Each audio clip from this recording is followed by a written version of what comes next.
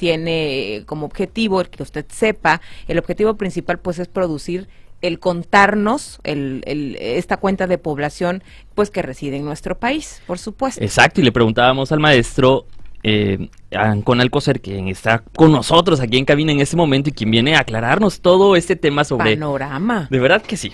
Y lo vemos muy emocionado y lo disfrutamos mucho, maestro. Claro. Y le preguntábamos antes de ir a la pausa, ¿de qué se trata este censo? ¿Qué esperan ustedes obtener con este censo que inicia el lunes? Perfecto. Quiero comentarte, Jorge Marbella, que tenemos un reto enorme al frente de levantamiento. Para Tabasco vamos a visitar 2.500 localidades habitadas. Vamos a recorrer, por supuesto, los 17 municipios del estado. Decía no los 7 mares, pero sí los 300 ríos, brazos anchos, pequeños, lagunas. Popales. Vamos a tener rutas acuáticas. Vamos a revisar. Vamos a visitar las 18 islas habitadas que tenemos en Tabasco, porque si bien ellos seguramente conocen en Paraíso, allá en Puerto Ceiba, en el Bellote, donde comemos rico, enfrente está la isla de Andrés García, es la más grande que tenemos, pero tenemos 17 más donde hay personas viviendo, algunas son 5 viviendas, 2 viviendas, pero viven totalmente rodeadas por agua y son islas en el sentido estricto de esto. ¿Cuántas vamos a visitar? Cerca de 750,000 viviendas en un mes. Vamos a estimar, los datos los arrojaremos el 4 de noviembre con toda la radiografía completa, un estimado de entre 2.600.000 2.700.000 residentes habituales en Tabasco, y lo digo así porque vamos a determinar también cuáles de estos residentes son nacidos en Tabasco, cuántos son nacidos en Veracruz, Yucatán, el DF, Chiapas, o cuántos son de otros países hermanos de Centroamérica, Sudamérica o tal vez de Norteamérica. Nos va a dar la posibilidad también de saber hace 5 años dónde vivíamos. ¿Dónde estábamos? Por ejemplo, a lo mejor estábamos... No, esa es una canción muy, sí, muy trabajada aquí en el sureste, ¿verdad? Bueno. Yo me acordé de la de ¿en dónde estábamos? Esa fue la que se vino a la mente. Sí, también. No, maestro, es que de verdad, mira, pero no lejos de la realidad. Cuando usted dice vamos a visitar las islas de Tabasco, usted no tenía en cuenta que había islas en Tabasco. Sabes, para mí las comunidades más lejanas están hacia Jonuta, allá pegadas con Campeche, y aquí de las más lejanas de Villahermosa, para mí y más difícil acceso, por ejemplo, son los Aztlanes. Así es. Sí. Hasta allá van a llegar ustedes. Quiero decirte, Jorge, que los Aztlanes y las zonas de Jonuta son lugares emblemáticos, un poquito más conocidos para los que estamos, pero yo quiero comentarte que en la zona de los pantanos existen las mixtecas, existen unos lugares maravillosos donde la gente no solo es muy amable, sino es muy trabajadora. Hay una zona donde divide Campeche a Tabasco, que es San Pedro y San Pablo, que haces río abajo y encuentras gente viviendo a través de estos canales interminables de agua, o la zona que tristemente se conoció por lo de los mandatis. Sin embargo, son reservas ecológicas impresionantes, muy, muy bellas en la zona de los Vitzales, Huiros, Naranjos. Hay lugares, zonas ejidales, propiedad social, donde la gente trabaja día a día de manera cotidiana, donde tú los ves en pequeñas embarcaciones, en cooperativas pesqueras, en centros productivos. Vamos a llegar a todos esos lugares. ¿Cómo vamos a llegar? Vamos a llegar porque tenemos el despliegue de toda la organización del censo con muchos residentes de esas zonas que conocen. A la hora que uno se adentra y se sube a una embarcación y tarda 3 horas y media, 4 horas para llegar a un punto distante, pues se aquilata muchísimo el valor de este bello estado. Además de que tienen que ser residentes de la zona, porque allá no hay como que te digan allá atrás del Poxo, ¿no? O del Pelectra, ¿no? Sí, Sino es atrás de la mata de Huiro, o la de... Sí, de verdad, porque no te dicen es... Sí, quiero decir, no hay referencia, no, o sea, no hay una referencia que como citadinos podamos ubicarnos nosotros allá en un poblado. Sí, sin duda, yo creo que esta parte que hoy la tecnología, por eso hablaba yo de desaprender, aquí ya estamos aprendiendo que yo ubico y pongo en mi dispositivo móvil y ya me dice que dé vuelta a la derecha o a la izquierda. Cuando estoy en medio de río, ellos saben cuál es el dren que hay que tomar, cuál es la brecha a que dar la vuelta, pero Jorge, yo creo que el gran reto es precisamente eso, tener todo ese conteo, llegar hasta el último rincón y obtener la información de calidad. El país requiere hoy saber cómo estamos en cuanto al alfabetismo. ¿Cuántas personas? vamos a trabajar y vamos a radiografiar a las personas con discapacidad, pero también vamos a saber por qué causa esa discapacidad. Cuando hablamos de discapacidad motriz, la gente no se puede mover, pero la gran mayoría es por edad avanzada. Bueno, es que es un proceso natural. Un indicador. Pero cuando lo vemos en jóvenes es por accidente.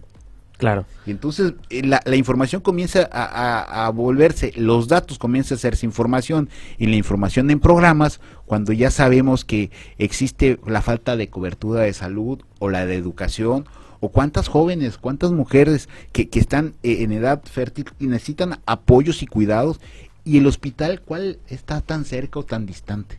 Ahora, cuando tú nos refieres a ese tema de tener información real, exacta, específica, para mí, un ciudadano común, o un joven que está estudiando, o una ama de casa, o un pequeño empresario, o un gran empresario, ¿para qué me sirve la información que genera el INEGI?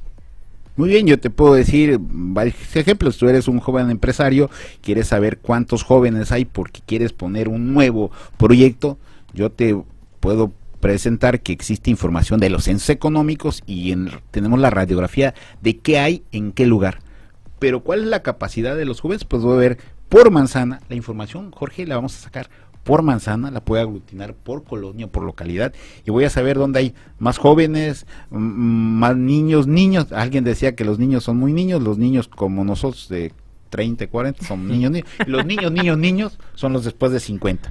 Imagínate que está cambiando el orden de los factores, porque pensamos que los adultos mayores eran para cuidados y salud. Sí es cierto, pero hoy la esperanza de vida ha crecido, las mujeres 79 años, los hombres 74 años. La calidad de vida. La esperanza de vida. La esperanza. Antes en los 50 era 55 o 45 años. Con el avance de la medicina, entonces los adultos de 60 años buscan lugares de esparcimiento, buscan lugares para poder tener, y hay un nicho potencial de mercado de aquellos que ya se jubilaron, que tienen un recurso y un potencial, el turismo de esto, y yo como inversionista ya me estoy frotando las manos. Claro, porque es un indicador al final. Yo ya estaba pensando en una casa de día para, por ejemplo, para personas de la tercera edad. Claro, yo creo que hay estas ideas están surgiendo en todo el planeta, donde vamos cambiando las perspectivas, pero necesitamos datos para poder tener esta parte. Hace algunos años veíamos dónde tenían computadores y salieron y emergieron, pero impresionante, los cibercafé. Sí. Así es. Y con esa posibilidad de que se abarataron los costos, que la tecnología ya no era tan frágil, que es muy difícil esto, pues igual decrecieron, existen esta posibilidad, pero con esto vamos a saber cómo puedo desplazar mercado, dónde tengo nichos potenciales, dónde hay más jóvenes, dónde hay más adultos, dónde hay pequeños, si yo quiero poner clubes deportivos, etcétera. Una pregunta obligada. ¿La población de sordomudos es contabilizada?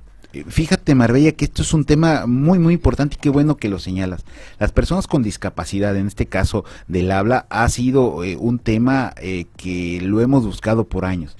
Ha habido convenciones internacionales para definir, inclusive la misma denominación. Hoy se dice personas con discapacidad, esa es la denominación correcta, y en los años 90 se escondían. Los años 80 se escondían. Hoy es importante y los visibilizamos y se van a captar todos, auditivos, de habla, visuales, ¿no? Y por supuesto motrices y psicológicos también. La parte que siempre hablamos de discapacidad por problemas congénitos o genéticos, y no son así. La gran mayoría de la discapacidad se da por accidentes para los jóvenes y algunas otras consideraciones, pero van a contar todos. Es importantísimo, y hoy tenemos proyectos y programas. El INEGI forma parte, derivado de la información. Quiero decirle que ya hay planos para invidentes. ¿Cómo van a...? No, es que su propio entorno, una persona que no puede ver en su casa, se sabe cómo caminar exactamente cómo está. Pero ¿qué pasa si vive en un fraccionamiento? Se ha logrado en México, lo hicieron en Aguascalientes, ya lo replicamos aquí en Tabasco, personas con la información de población, con los datos del censo, pues ya sabemos cuál es la población objetivo, y se ha trabajado proyectos como estos muy loables. ¿Se han encontrado en pobladores en lengua nativa, por ejemplo, Yucatán? Fíjate que ese es otro de los puntos relevantes para este censo. Algo que andábamos buscando es que el INEGI capta hablantes de lengua indígena. el Instituto Nacional de los Pueblos Indígenas y algunas instancias responsables son los encargados de las denominaciones de población indígena. Muchos programas sociales así lo manejan. Era otro de los temas tabú cuando les preguntabas en los 90s, mejor te decían que no, para que no se sintieran relegados y demás. Hoy el orgullo étnico, la parte ha resurgido muy fuerte y tenemos dos modalidades. Una de ellas es si hablas alguna lengua indígena y la lengua se va a poner tal cual nos la refiera. Bien.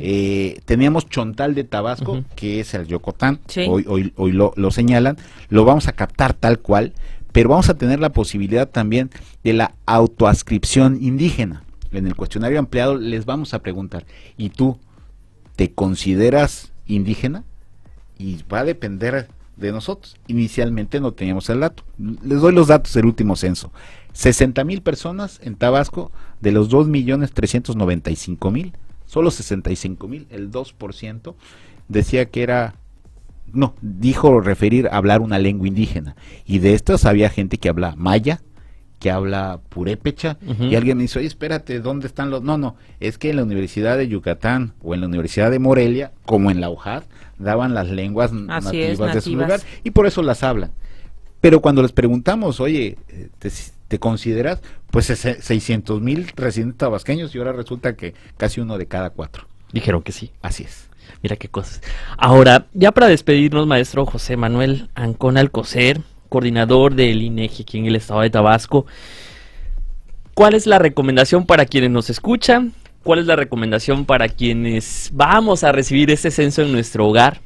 ¿Cuál es la invitación que nos hace usted para poder tener el dato seguro y acertado y poder, pues, ofrecerle a todo el país la información de lo que está aconteciendo, al menos aquí en el estado de Tabasco, en esto que se avecina para nosotros a nivel local? Muy bien, Jorge, yo te diría que primero que nada saber la importancia y la trascendencia del censo de población va a ser vital. Hoy tenemos la aventura de un cambio de administración en todos los sentidos, municipal, estatal y federal.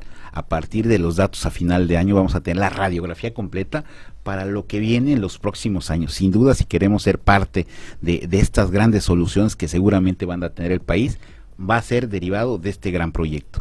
Como por supuesto las medidas de seguridad que habíamos comentado, identificar bien a su entrevistador en casa, dar la información puntual. Nosotros vamos a hacer todo lo posible por estar el menor tiempo con ellos y tratar a todas luces de hacer una entrevista muy ágil, muy pulcra y muy rápida.